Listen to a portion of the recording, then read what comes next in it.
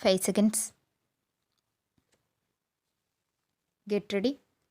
Start.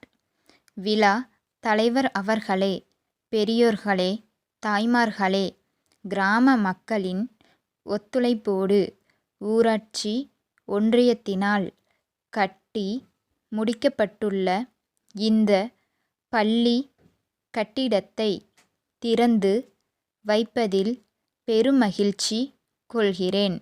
புதிய கட்டிடத்திலே பள்ளி அமைவதன் மூலம் பள்ளிக் குழந்தைகள் மேலும் ஆர்வத்துடன் கல்வி பயில வாய்ப்பு ஏற்படும் என்று நம்புகிறேன்.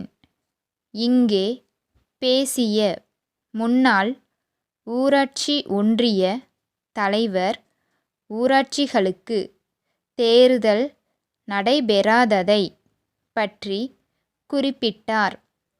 எல்லா உள்ளாட்சி அமைப்புகளுக்கும் தேர்தல்களை நடத்தி ஜனநாயகத்தை முழுமையாக செயல்படுத்த வேண்டுமென்ற அக்கறை அரசுக்கு இருக்கிறது. இந்த இடைக்காலத்திலே வாக்காளர் பட்டியலை சரி செய்கின்ற வகையிலும் தேர்தலுக்கு முன் அதற்குரிய முன் ஏற்பாடுகளை செய்கின்ற வகையிலும் தேர்தல் சம்பந்தமான பணியில் ஈடுபடுபவர்களுக்கு அளிக்க வேண்டிய பயிற்சியை வழங்குகின்ற வகையிலும் அரசு துரிதமாக செயல்பட்டு கொண்டிருக்கிறது என்பதை தெரிவித்துக் கொள்கிறேன். இன்றைய நிலையில் இந்த அமைப்புகளில் அதிகாரிகள் பொறுப்பேற்றிருக்கிற காரணத்தால் ஏற்படுகிற குறைபாடுகளை பற்றி இங்கே சொன்னார்கள். தேர்தல்கள் நடைபெற்று மக்களால் தேர்ந்தெடுக்கப்பட்டவர்கள் பதவிக்கு வந்த பிறகும் தற்போது தனி அதிகாரிகளாக செயல்பட்டு கொண்டிருப்பவர்கள் பணிமாற்றம் பெற்று இன்னொரு வகையிலே உள்ளாட்சி அமைப்புகளில் செயல்படுவார்கள். தேர்ந்தெடுக்கப்பட்டு வருகிறவர்கள் பல்வேறு திட்டங்களை தீட்டலாம். ஆனால் அலுவலர்களுடைய முழு ஒத்துழைப்பையும் பெற்றால்தான் அந்த திட்டங்களை நிறைவேற்ற முடியும்.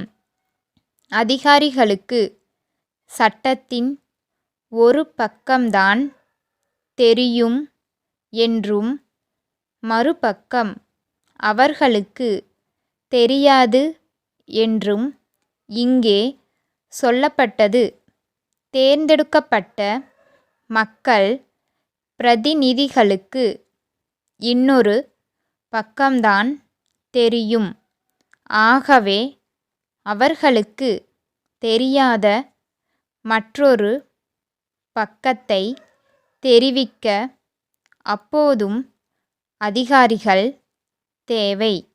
எனவே ஆட்களை பொறுத்து இயல்புகளை பொறுத்து அவர்களுக்கு இருக்கிற உற்சாகத்தை பொறுத்து அவர்கள் கொண்டிருக்கிற அக்கறையை பொறுத்தே செயல்கள் இருக்கும்.